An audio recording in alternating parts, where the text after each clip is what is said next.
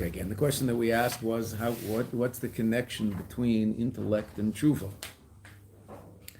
Such that we said tachlis chochma tshuva tshuva v'maisim tevim, and Rashi explained, Rabbi brought that in the Maimer, Rashi explained that the ultimate expression of Talmud Torah is when a person is learning with tshuva. Right? Now, what does that mean with tshuva? So we basically saw the answer. We'll explain the answer more now, but we saw the answer yesterday. First, the Rebbe explained the union of Leis machshava tfisa bach klal. No thought can comprehend you. Aval nitfas ihu beru'usa daliba. Now, it is interesting that we go from second person to third person. The Rebbe doesn't discuss that here, and I don't have an answer for the question from anywhere else. Very often it says Leis machshava tfisa be klal. There is no thought that can comprehend him. Here it says Leis machshava tfisa bach klal. There's no thought that can comprehend you. Right? And we learn what level of godly reality are we discussing when we say no thought can comprehend it? Atzmus, the essence of HaKadosh Baruch Hu.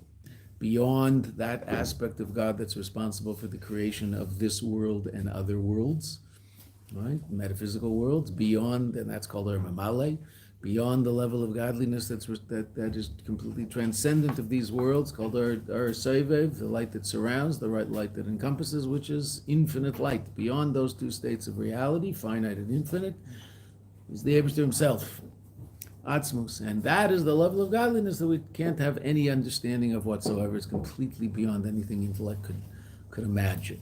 Right? Infinite reality, so at least we can have what's called hasaga shlilis, negative comprehension. We know what it isn't. We describe it that way. It's infinite. It's not finite. Finite is what you and I experience.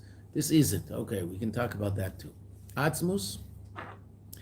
What is it that we can know about Atzmus? We talked about it yesterday. We can know, and it's a very important thing to understand. We know the metzius of Atzmus. We can understand the existence of such a place.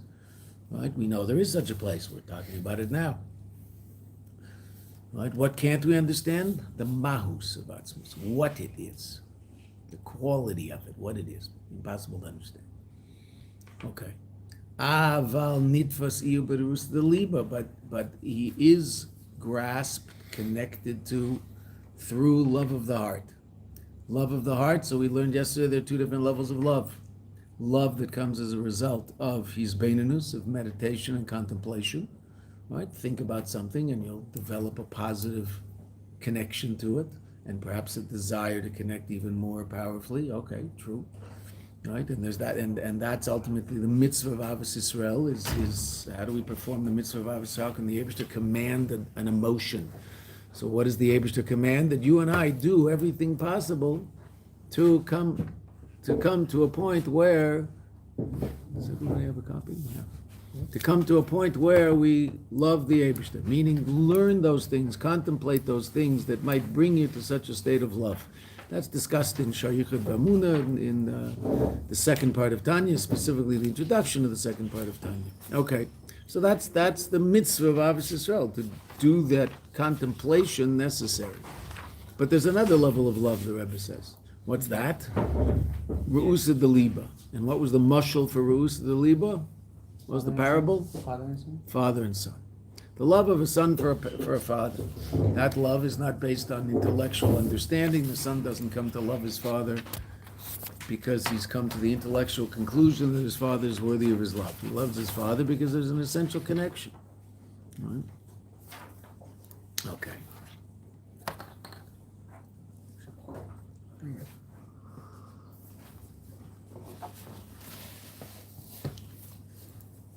And relative to that level of love, that is the level of love that can allow us to connect to Atzmus. Not understand Atzmus, connect to Atzmus. The 1.5-year-old doesn't understand his father, but he loves him. Okay. So relative to HaKadosh Baruch Hu, we're not even 1.5. Okay, but can we love him? Yes, because there's a part of us that's completely and totally, essentially connected to him. We're one. Right? Like a father and a child have the same DNA. So the Eibishter is even closer than that, because there you're talking about two separate physical beings. Not even though obviously have an incredibly powerful connection. The Eibishter and our neshama is beyond that, because you're not talking about two separate physical realities, obviously. Right? So there's even a point, we talked about it yesterday, and it was up on the board, but Baruch Hashem, they erased it so people wouldn't get nervous as to what we were learning in here. Right? That there's a level of the neshama that is so one with the Eibishter, it's not sure whether it's the Eibishter or the neshama. Right? That level, the third level of Keser, right? Which is the source of Emunah. Emunah being a power beyond intellect. Right? It's an important idea, so we'll throw it out because we have to have time today, because we'll finish the Maimer Bezashem. Most in the way the Western world looks at something called faith, but we're going to call it Emunah because that's what it's called, is that the very common statement: you don't know that, you just believe that. Okay, that's right. People say that all the time. Fine. So that posits that emunah, belief, is below knowledge. So relative to certain things it might be, right? But ultimately, the emunah of your soul, your emunah, the fact that every single Jew is a ma'amin ben ma'amin, he's a believer, the son of a believer. What does that mean? That means that your neshama has an essential connection to a Kadosh Baruch Hu, and that is the source of your emunah in a Kadosh Baruch Hu. Emunah is that which allows you and I to connect to something that intellect cannot connect to because it's beyond intellect. But Emunah is a power of the soul that can connect to that place, and that's exactly what this Zohar means. Intellect can't touch this place, but Emunah can. Because Emunah is the most power, is the greatest power of the soul. And Emunah isn't something that a Jew has to acquire. Emunah is a power of the soul the same way sight is a power of the soul. You don't have to acquire the power of sight. You have the power of sight. It's clothed in your eyes and allows you to see physical things. Right? So Emunah is also a power of the soul. What's the problem? Well, it's what we call makif. Superconscious. It's not necessarily part of my conscious reality. Learning Chassidus, doing mitzvahs, Torah and mitzvahs in general, what's that all about? It's not about coming to a state of emunah. The Jew doesn't have to come to a state of emunah. That's like saying you have to come to a state of speech and sight. That's ridiculous. You have to come to a state of speech and sight. Those are powers of the soul. Right? What does a child have to do? He has to learn how to use those powers of the soul. So the child doesn't come to walking. He has a power of the soul called movement. Okay, what does he have to? He has to learn how to work it right so that he can move his legs and not fall over. Okay, so it takes a while and he figures it out. Right? If they do it before a year, the grandparents are busy, so excited about their brilliant child. Oh my gosh, he's 11 months and he's walking, he's brilliant. Should open up a yeshiva right now, let him be Rosh Yeshiva. Okay. And some kids will be 18 months and everybody gets nervous. Oh my gosh, there's something wrong with her, something wrong with him. Some kids do it this way, some do it that way, and calm down, everything's okay. Right? Okay. But that power of movement isn't something I have to acquire. I have it. I just have to develop it. So it works. Now, when that's happening in me, I'm not really thinking about it very much. But as an adult or a young adult, you can certainly learn how to express that power of movement in much more sophisticated ways, and you might even teach your fingers how to play a Bach concerto on a piano. That's pretty sophisticated movement. Right? You might even play Avram Fried too. I mean, if you really get good. Right? Okay. So that's what am I doing? I'm teaching my fingers the power of movement. They have the power of movement. I'm just teaching my fingers how to express that power in a more sophisticated way. So to Emunah in every single one of us, there's such a power. The problem is it might have nothing to do with my conscious reality. I might not even know that I have such a power in my soul. Meaning I don't think about God, don't know about God, no one talked to me about God. It's just not, okay, yeah, I've heard in the newspaper there's people who believe in God, but we don't, whoever we is. Right? Whoever I've been hanging around, whoever educated me, they didn't teach me that. Okay. But it's there in every single Yid. And what does the Yid have to do? He has to bring that into his conscious reality. Right? But that's the power of the soul that allows us to connect to the highest level of godly reality, and that's Ru'usa Deliba. Ru'usa Deliba comes from that place. The love that we have for the Eibishter mitzad the fact that we're one with him. The same place that Emunah comes from. And that's why the Zohar says, Leis machshava tvisa bechlal. You're not going to touch God through intellect. You're going to touch God through Emunah. Once you have that Emunah, then what? Now you can express intellect in its highest form. Now intellect is being expressed the way it's supposed to be. And that's what the pshat in Rava is. Tachlis tshuva, tachlis chokhmah tshuva and ma'asim tovim. The ultimate expression of chokhmah is when it comes with tshuva. Right? Meaning what? The ultimate expression of chokhmah is when chokhmah is being used to bring into conscious you and me the emunah, the super conscious emunah that we all have in a Kadosh Baruch Hu. Then we're using our intellect in its most powerful and complete way. So that we saw just the inkling of that yesterday. So let's see it, and we'll finish the Maimer B'Esh. Last paragraph, page Nun Vav. Okay, look inside. If you don't, look inside. Okay, I'll tell you a story. Some of you have heard, and so I apologize if you've already heard it. The Kotzker Rav was a very holy Jew. The Ger Hasidim, which is the largest group of Hasidim here in Eretz Yisrael, they come from Kotzk. The Kotzker Rav, his Talmud became the head of the Hasidim and moved to a little town outside Warsaw called Ger. And that's how the Ger Hasidim became the Ger Hasidim. The Kotzker Rav was seen by, he was sitting and learning Torah, and he was learning Torah like this. An optometrist walked into the room. There weren't ophthalmologists in those days, but there were optometrists.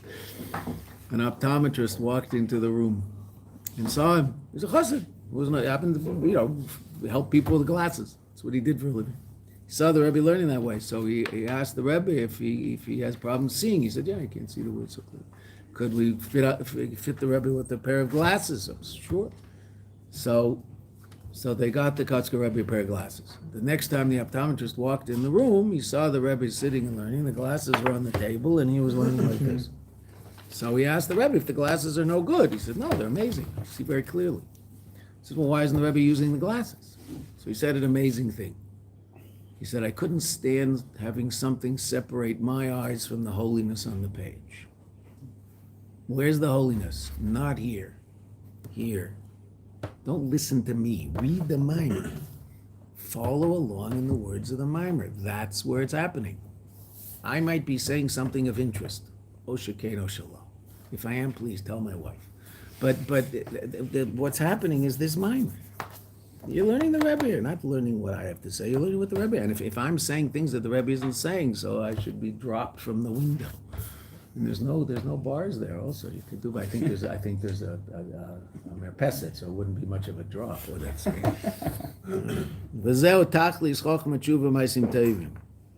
And this is the meaning of Rava's statement. We're ultimately answering the question we asked at the very beginning of the Maimer. Kihine ikar v'tachlis chochma de Torah.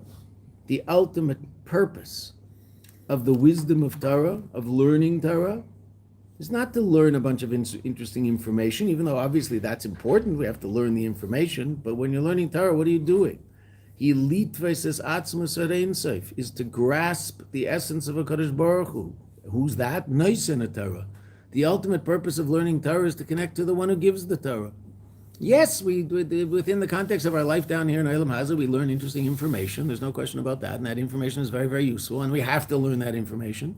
Right? A lot of that information is called halacha, and it tells us what to do all day long. Okay, and if we don't know that, I don't know how to keep Shabbos. If I don't learn some Hilchos Shabbos, I don't know how to put on tefillin. If I don't learn a little bit about the Hilchos tefillin, okay, so that's important to learn. When you're learning a page of Gemara, it might be the information is relatively unimportant to you, meaning it might not have very much to do with your life. Right now, we're learning about the Gemara we're learning, the specific topic we're learning is a financial disagreement between two people, but which is part of life. But the Gemara we're learning is about ksuvas, okay, about the document that a man is obligated to give to a woman when they get married, which guarantees certain rights for that woman. Okay. So that's an important document, but it's interesting, almost everybody in the class is unmarried. So it's not particularly relevant now, right? Okay, Azma, Well, why are we learning it? Because it's God. Maseches Ksuvas is God. So is Yavamas. So is Gittin. So is Shabbos. So is Baba Kama. It's all the same. It's all the Kadosh Baruch Hu. And when we learn Torah that way, then learning Torah is a completely different enterprise. When we realize that learning Torah is allowing us to connect to the essence of HaKadosh Baruch Hu. Yes, there's information. We have to learn we have to learn the information. We also have to learn how to get the information from the Torah, to learn how to read it ourselves. Want to be an educated Jew. Okay, say to that, there's no question. But ultimately, why do I want to learn how to learn it myself? So that I can involve myself in this unbelievable relationship with the Kadosh Baruch Hu. If I rely on someone else to read it for me, so then I can't do that. It works in English also, the connection, if you're learning Torah, but it's not quite the same. Whatever other language. How is it that we come to a point where when we're learning Torah, we're actually grasping the essence of HaKadosh Baruch Hu? Through tshuva. Why? Shaba mizgala ava atzmis the Yisrael HaKadosh Baruch Hu. That the act of tshuva is all about revealing the essential love of the Jew for the Eibishter. Ka'avas haben ela'av, like the love of a child for his father. Yes, tshuva also has its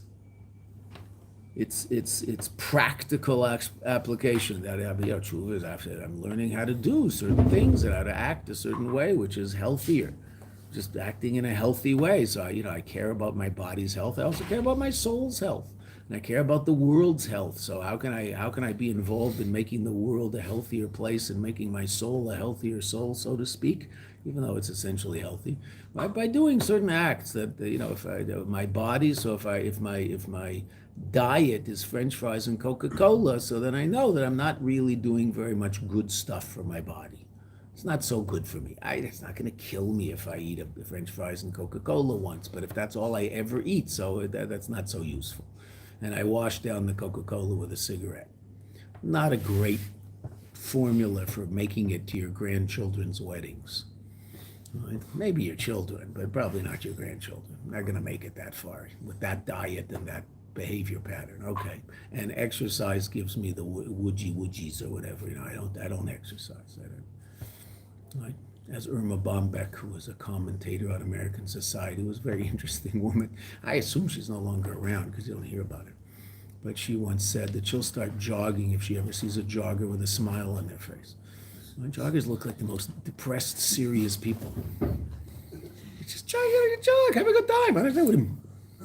It's like people in Nate's Minyanim. You ever see people in Nate's Minyanim? They're just all depressed. Hello, smile. You're talking to God. No, so pious, very pious. Just stop with the piety and be a person. Competing against themselves. What? When people are jogging or running, they're competing against themselves. It's a challenge that they're challenging. The Seder, you can challenge yourself with a smile on your face. That's when they cross the line. I don't know. Okay, so how do we come to that point of appreciating the love for Kadosh Baruch Hu? Tshuva. Tshuva is opening ourselves up to who we really are. Tshuva, the word tshuva means return. To return to what? To who we really are. To somehow get conscious me, which is us down here in Olam Hazeh, to be more powerfully connected to essential me. And who's essential me? This being that is unbelievably powerfully connected to a Kadosh Baruch Hu to such an extent that they're for all intents and purposes one. What's the vehicle to bring that about? Torah. Right? Araisa Yisrael, Araisa v'kuchabrichu kulachad, the Zohar says. Yisrael, the Yid, Araisa, the Torah, and the Eibishter are all one. And simple pshat, how is it now? Up there, the Jew doesn't need the Torah. As a matter of fact, the source of the Jew is higher than the source of the Torah up there.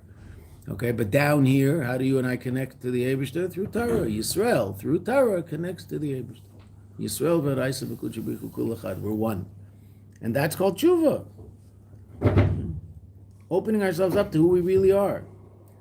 Kanal, the leis machshava tvisa bechlal. As we said earlier, interesting here, the Rebbe doesn't say tvisa bach, he says tvisa be, him, not you. That there is no thought that can comprehend him. Aval nitfas iu berusa deliba. That's the statement of the Zohar that we've been explaining in the last 20 lines. But that level of godly reality that can't be comprehended intellectually can be connected to through this intense love. The iyu, shehu b'chinas atzmusay, that he, which is the level of God's essence, nitfas dafke, is grasped specifically al yedei rusa deliba, love of the heart.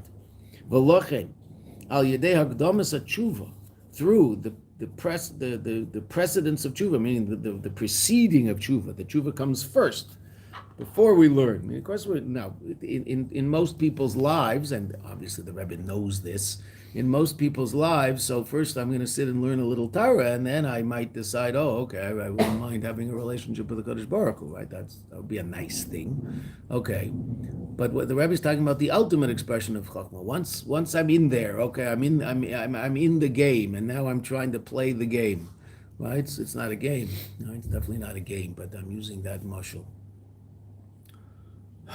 Once the two sons of the Rebbe of the Reb Marash, the Razal, Zalman Aaron, who was the older brother, and the our Rebbe Rashab, who was the younger brother. The Razal asked his younger brother, do you want to play the game that they used to evidently play now and then, which I guess you do if your father's the Lubavitcher Rebbe. You want to play Rebbe Chassid? You know, cops and robbers? No, your father's not a cop. He's certainly not a robber. He's a Rebbe. So okay, so I get that's the game they played. There's two stories of them playing that game. But this story they didn't play in the end. Why? Because the Rebbe Shab said to his older brother, no. So he said, why not? He said, because I don't know how to be the Rebbe in the game. I don't know how to be a Rebbe. I don't know that.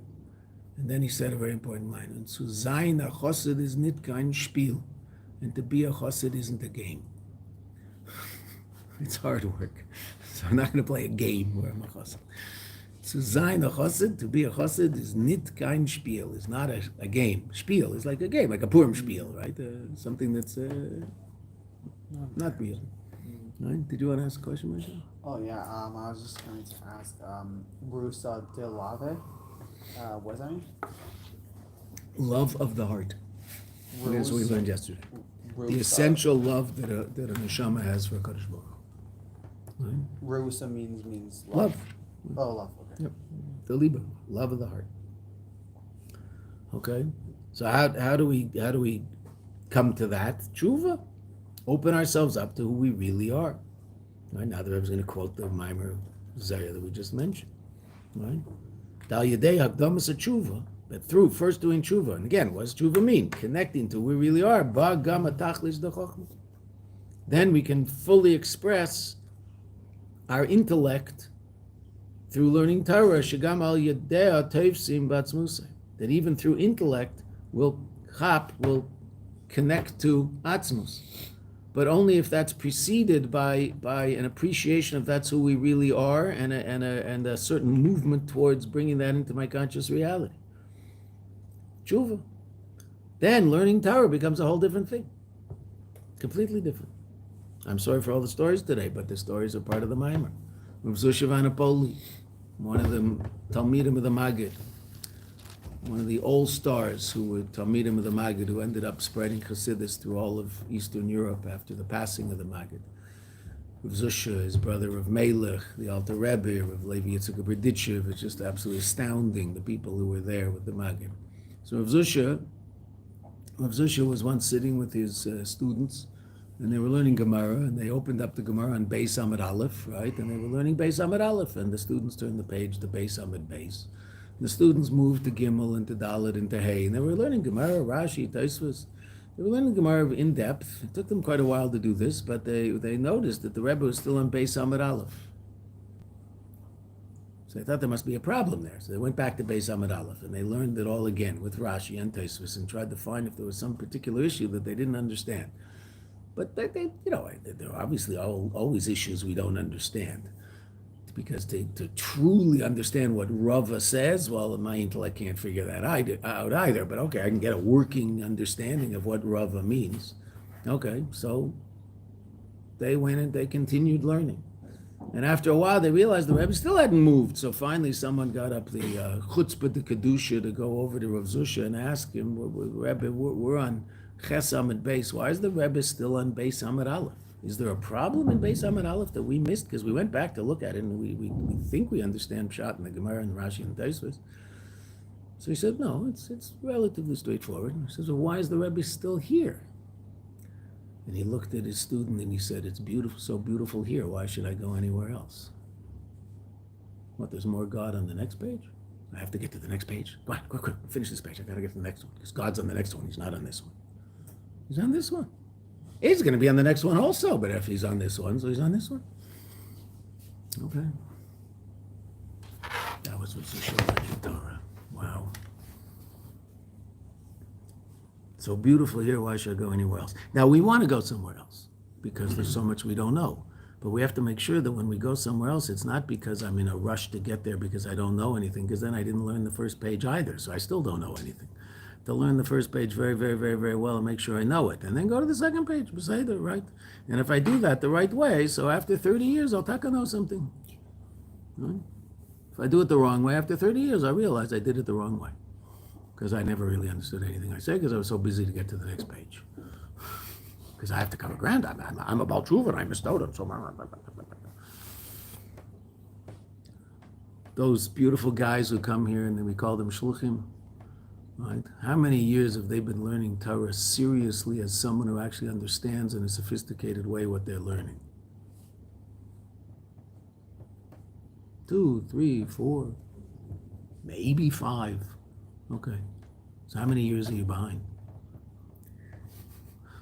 I mean, I understand when they were 6, they were learning Gemara, they were learning Torah in a sophisticated. No, they got a lot of stuff. They got a lot of information, which is really good to have. There's no doubt about it, but it's sophisticated learning.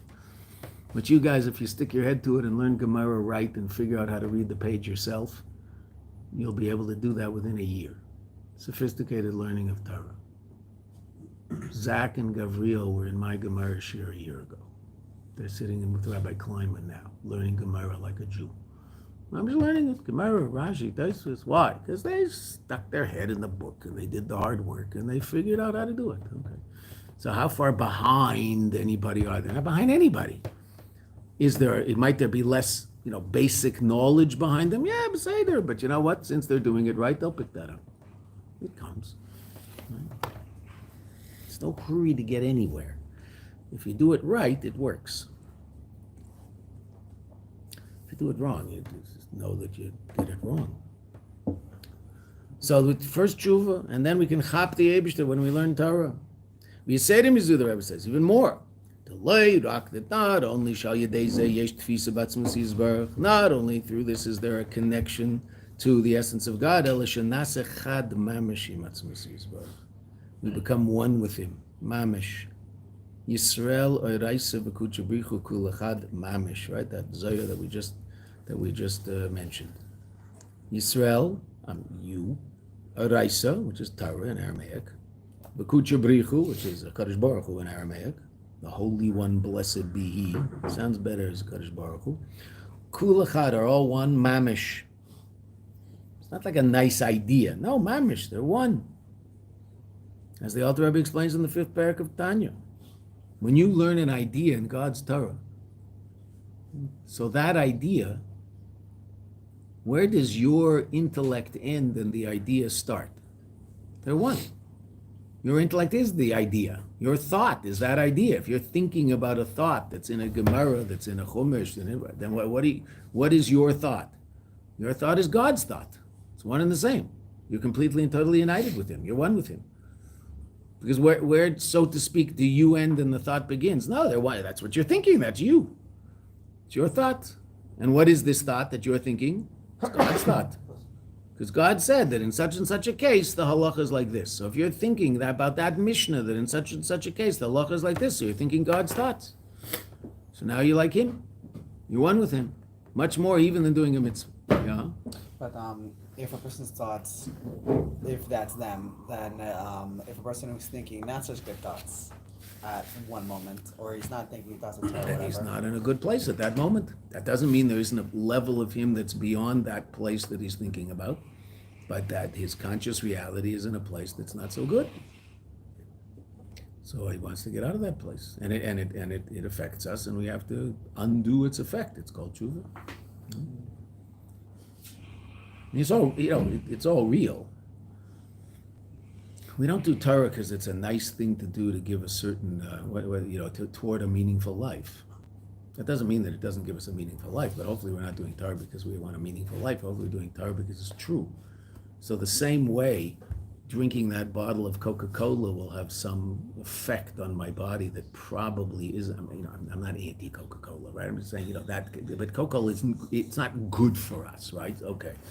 You have a bottle of Coca-Cola every now and then, it's no big deal. An Avera every now and then is a big deal. Okay, but that Coca-Cola, it affects your body in a less than positive way. Okay, doing something against the will of HaKadosh Baruch Hu affects us in a less than positive way. It's real.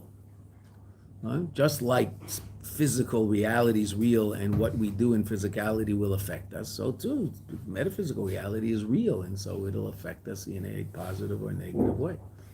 Right? So we accentuate the positive because of the way how beautiful that is. But unfortunately, if there's something that positive, there's also not doing that is going to be somewhat unhealthy. It's just the way it is. But the very fact that it is that way means that the act that's healthy is even greater because the possibility of something else exists.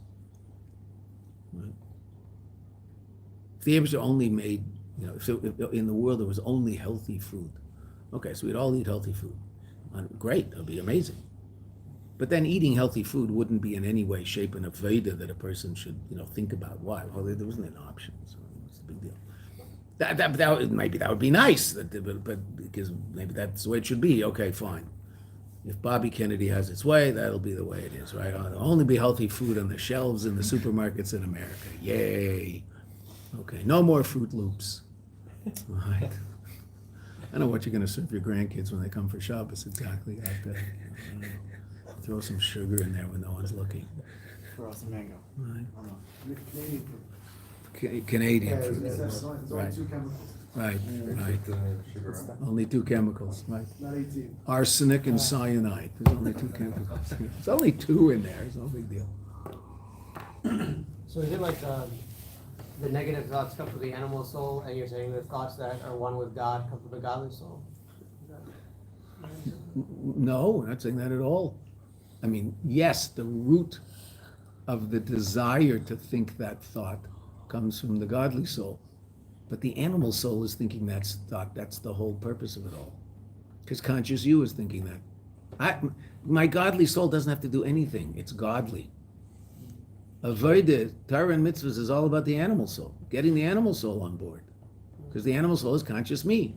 And I can't do anything in this world unless conscious me agrees.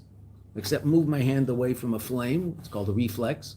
Move my leg when the doctor hits it with the hammer so my leg goes, that's called a reflex. Very few things we do in life is a reflex. Just about everything we do in life is a conscious decision to do something in life. Who's making that conscious decision? My Nefesh HaBahamis, conscious me. My Nefesh HaBahamis decided to get up this morning and learn Chassidus. Now for me it's no big deal because it's just the big bucks. I can't turn down getting paid as much as I get paid to do this. I'd be crazy not to show up every morning. Another 2 months and I can go buy my yacht. But you guys, why are you up in the morning? Because your Nefesh HaBahamis my Nefesh HaBahamis just wants the big bucks, but your Nefesh HaBahamis wants to learn Chassidus. How did I get my Nefesh HaBahamis to want to learn Chassidus? Why not? I understand. Why is that a question? Why can't conscious me isn't bad, horrible, terrible, oozing some sort of horrible stuff that if you touch it, you get leprosy. Just conscious me. It's actually what God created. Created this being with consciousness of itself. Okay, is that consciousness of itself necessarily bad? No. Right? It can be, it is the source of all evil in the world. There isn't evil in the world if there's no thing called a human. Lions don't do anything evil. They don't do anything against the will of God. Cheetah catching the gazelle on the plains of Africa, even though we're all rooting for the gazelle, run, man, run, and he's running, and the cheetah's run, and then whap! Cheetah hits his back legs, out go the back legs of this gazelle, and sooner or later he's dragging him under the tree. That's evil? It's not evil, it's called lunch. Well, it's no big deal. And he's going to eat this one gazelle for the next who knows how long. And it's pretty disgusting because it's going to be all rotten in this way. But he's a cheetah. And you and I would do that too if we didn't have intellect. But since we have intellect, we make guns and we'll shoot 30 of them just for fun. That's really not nice. Because they're not mine, they're God's. Who am I to kill them? You want to shoot one and take it home and eat it? You and I can't do that, but can the rest of the world? Yeah, sure, why not? It's also called lunch. We're allowed to do that. That the cheetahs, no, I understand. We're worse than the cheetah. We're allowed to eat. Okay, so go shoot a gazelle in the plains of Africa and take him home and roast him up and eat him for however long. If you're not Jewish, if you can do that, no problem. If you're Jewish, you're gonna have to catch him and shecht him. Good luck catching him, right? Unless you have a pet cheetah, who will go get him and not bite his neck, right? We'll just hold him there while you'll go get him. But that's going to be hard to do, right? Okay. Right. So the only reason that there's evil in the world is because there's this creature that has this thing called human intellect, that he can make decisions that are very, very unhealthy. Okay. That same person with the same power can make decisions that are absolutely godly. That's why we're sitting here today, because we decided that was more reasonable than that. But they're both one with God. No, the affair is not one with God. No, it isn't. God said it isn't, so I'm not going to argue with him. I might philosophically come to the realization that it's all God, so even the affair is one with God. God said it isn't. Who am I to decide philosophically that it is? God said, that's bad. Don't do it. You separate from me when you do it. So that's true. I'm not going to argue with him and decide, no, you're God, you don't understand philosophy. If everything's you, so then that's also you, and so I can do that to connect to you because it's also you. No. He said, no, you can't. So then I can't. If he didn't say that, I might come to that conclusion. But he said it, clear as a bell. You eat bacon, you're disconnecting from me. What's the difference between a pig and a cow? They both smell. Right? I understand. Because God said you can shech that one and you can't shech that one. You can slaughter that one with kosher shechita, salt the meat and eat the meat. No problem. That one you can't. Why? I don't know. But God said. Who might argue? Bacon doesn't work. What's that stuff they scrape off the side of it? Shawarma works. Shawarma's okay. Bacon's not. I don't know. I want shawarma and eggs. Doesn't sound the same. Bacon eggs. Oh, that sounds good. All right. No, it doesn't. It's extremely unhealthy for the Jew. Non-Jews, not unhealthy for non-Jews. I mean, maybe it is physically. I have no idea, but it's not unhealthy for him. For a Jew, it's unhealthy. Not allowed to eat that. Why? It's bad for his soul. Do I feel it? No. But as someone who's unbelievably powerfully connected to his soul, like a tzaddik would, the same way, some people say, I'm so in tune with my body. Oh, I'm getting a sugar rush. Oh. Okay, yeah, fine, good. Okay, so why don't you stop being so in tune with your body and be a little more in tune with your soul? If you're going to be in tune with something, be in tune with your soul, and you'll change the world. In tune with my body, all you're going to be is thinking about yourself all day long. Move to California, be in tune with your body.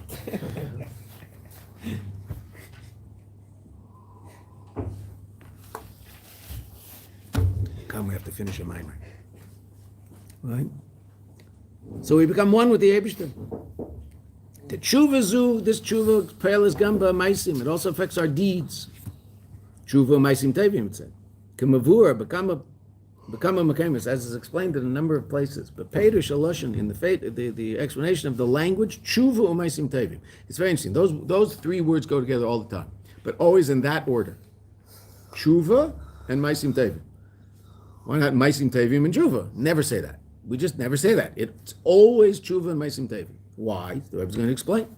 The gamma maisim, even those deeds, asher lifnei tshuva, before the person did tshuva. In other words, before the person opened up to Elokus, nikra b'shem maisim, are called deeds, al pi teres emes, based on the Torah of truth. What does that mean? Hainu shem masim chashuvim, they're important deeds. And what's that? Maisa mitzvahs. Mitzvahs. They're important. They're good. How do I make a mitzvah into maisim tevim? Mikol makom, nevertheless, ayidei tshuva dafka, specifically through tshuva, specifically through opening up to who we really are and trying to connect my conscious reality to my essential reality, hem nasim tevim u'mi'urim. They become good and luminate. That what? What does tev mean? Tev means something's in line with God's will. What does God say at the end of every day of creation? Tev. This is what I wanted. Good. This is good. It's coming. It's good. God says it also. Amen. Right? You ask him, what is this? Good. It's good. After day 1, he said it's good. After day 2, he said it's good. After day 3, he said it's good. After day 6, what did he say? It's very good. Right? Why was it very good? What's the very good? What does Rashi say? And why is it very good? Because now there's a Yetzer Hara. And so now there's something called the Avodas Hashem. Now there's something called the service of God. And so before it was good just because it can't be anything else. Now it can be very good because it could be something else. So if I connect to the good, it's very good. Because I could also connect to something else. Angels can't do very good. They can only do good. But that's all they can do. And what they do is good. It's amazing. It's incredible. You and I, since we can do something that's the opposite of good, when we do good, it's very good. It's a whole different level of good. That's Deishishi. That's what it says in the Torah. So that what does good mean? Good means it's the way God wants. Oh, so how do we make our deeds? Our mitzvahs, which are deeds, al pi Torah, they're maasim, they're positive maasim. How do we turn them into maasim that are good, that are mamish connected to God's will? They're really connected to what they're supposed to be. As we say, as often in Dam, mitzvahs ritzonecha, like the mitzvahs of your will, meaning we're really doing His will the way He wants us to do His will, by connecting to Him, realizing it's about connecting to Him. It's not about, it doesn't mean it doesn't give me a meaningful life. Beseder, it gives me a meaningful life, but that's not what it's about. Is that a good first step? Great, anything's a good first step. But ultimately, what's it about? The Eibishter. It's about a Kadosh Baruch Hu. It's about connecting to a Kadosh Baruch Hu. It's about Him. This is His show. It's not mine. He doesn't exist because I think He does. I exist because He thought that I should. Thinks. Okay. And how do I do that? It's called tshuva. Connecting to that level of reality. Is it easy? No. Is it what life's about? Yeah. Will you find the most interesting people you'll ever encounter in your life on that journey? Yes. The people you'll verbring with on that journey will be the most interesting people you'll ever run into. They'll also be the most simchadik people you'll ever run into. Doesn't mean they'll have the easiest lives, but they'll be the people most full of vitality and life that you ever meet. They're quite amazing, that creature called a chassid. Maisa mitzvahs, mikol makam, al yedei tshuva dafke hem nasim tevim me'im, shemeir behem, what illuminates in them, what shines in them, are the Torah, the light of Torah. Vad shemeir behem bechinas ha'ma'or shebetorah, until what shines in them? The luminary of the Torah. What's that? Kadosh Baruch Hu, the etzem of Torah, the essence of Torah. Ubefrat, particularly al pi mavur ba'maimer sham, particularly based on that which is explained in the Mimer there. Again, we're back to the previous Rebbe's Mimer. This whole Mimer has been explaining the Friedrich Rebbe's Mimer and based on things that the Rebbe learned in the Friedrich Rebbe's Mimer. The inyan maisim tevim u'in tamchim deraisa. What's the ultimate expression of maisim tevim? Positive deeds, the supporters of Torah. Shenoisnim staka b'mameinim v'gufam, that they give staka with their money and their body, meaning they take their time and effort. B'tircha gedayla, with great energy and great effort. Bishvil lem de Torah, for the sake of people who learn Torah. They support people learning Torah. Ukiyadua, gam be'inyan v'temchea mu'ushar. A pasuk, right? A pasuk in Mishlei, Shlomo Melech. He says its supporters are mu'ushar. Now mu'ushar means it's a word of happy. Ashrei yeshvei v'secha, same one. So what's the drasha in the Zohar? Al tikre mu'ushar ela mi rosho. The same letters as mi rosho. Who stands at the head? The supporters. Shal yadei tzedakah bishvil Torah, meir behem bechinas ha'ma'or shebetorah. By virtue of the tzedakah for the sake of Torah, it shines in them the quality of the luminary of Torah, meaning they connect to the etzem of Torah, the essence of Torah. V'zeu gam ma she'amru Razal, and that's why Chazal say, Gedei l'tzedakah shemekareves is a geula. Great tzedakah as it brings close the redemption. And that's a Gemara, it's in Baba Basra, which was what we were learning last year. That's an idea that the Rebbe says a person should think about every time they give tzedakah, whether they say it out loud or they just think about the idea that the reason you're giving tzedakah is to bring the geula, is to bring Mashiach. Ubefrat al pi mavur b'Tanya, especially based on that which is explained in Tanya, the Mailis Inyan and tzedakah, in the greatness of tzedakah. Shal yadei tzedakah, interesting enough, I mean, we translate in English charity, but the word tzedek is a word that refers to righteousness, meaning it's something that is the proper thing to do. It's not over and beyond. It's the proper thing to do, right? And you know, there are people out there who take tzedakah very seriously, Baruch Hashem, and they're very, very special people, and they really do relate to the fact that HaKadosh Baruch Hu, and we learned this in Maim Rabim, some of us together, the last Maim we learned, that HaKadosh Baruch Hu gives me 100% of what I earn. I'm allowed to keep 90. He's kind and lets me keep 90% of it, or 80, depending, right? I mean, some people give 10%, some people give 20%. I mean, it's all his.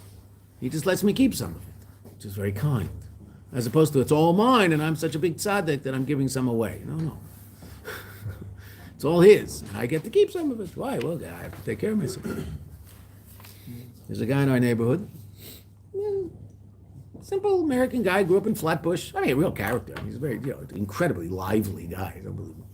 Right? So he, the last few years, he's gone to the Rebbe every year, Gimel Tammuz, with a group of people in the neighborhood. So my brother was sitting in a Farbrengen with him last year. They were sitting in Farbrengen together.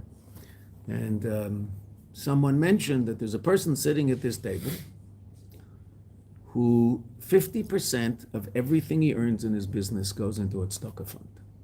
50% of everything he earns. He doesn't touch that 50%. It just goes straight into it. He's a businessman. He does very, very well. Goes straight into a tzedakah fund. So they didn't say who it was. So my brother found, he was like, well, who's this? Who is this? Because he knew most of the people at the table. He said, who is? So it's a guy in Svikaberg. The Flatbush to the nth degree. Good guy, full of energy. Makes money in business in America. I don't know how. He's in America a lot doing it. He lives here. But one thing that he does like the biggest, most expensive and fancy Pesach in the world, somewhere in Mexico. Like his Pesach is famous. He goes and he sets it up in a hotel and makes Pesach just like.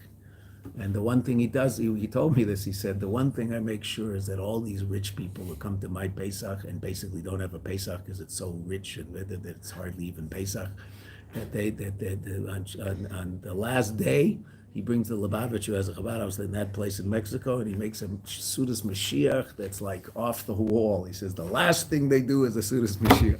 He's not a Lubavitcher, right? But he davens in Lubavitch shul. He's a character. 50% of every nickel he earns, he doesn't touch. It just goes straight into a tzedakah fund. That's Yiddishkeit. That's just amazing. If you can't afford that, you can't afford that. But he can. Baruch Hashem. That's what he does. But my listening in tzedakah adam nice is chai nafsho. When you're giving tzedakah, what are you giving? You're giving your life. Why? So the Rebbe brings one reason here, and there's another reason brought in Chassidus also. The reason the Rebbe brings here is keep a pruta zeh, with this pruta that I, instead of putting it in my bank, I put it in the tzedakah pushka. I could have bought that which is necessary to keep me alive with that pruta. So I'm giving that away. I'm taking my life away.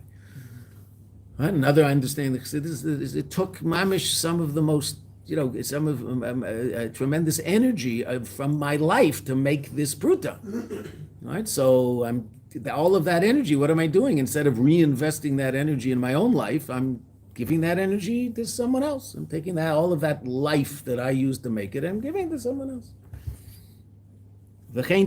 So it should be for us, the Rebbe says. Shal Yedei Aveda Hanal, through the Aveda discussed in this Maimer, Baima LaGeula, we should come to the Geula. She'inyana Bittel Kol Medidas Vagbolas, and what's Geula all about?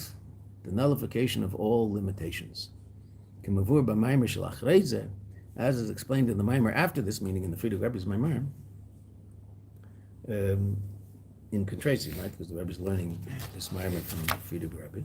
Be'inyan Prozos Teshev Yerushalayim, Nigun that you might have learned in Seder Nigunim. Prozos Teshev Yerushalayim. Prozos means to like spread out.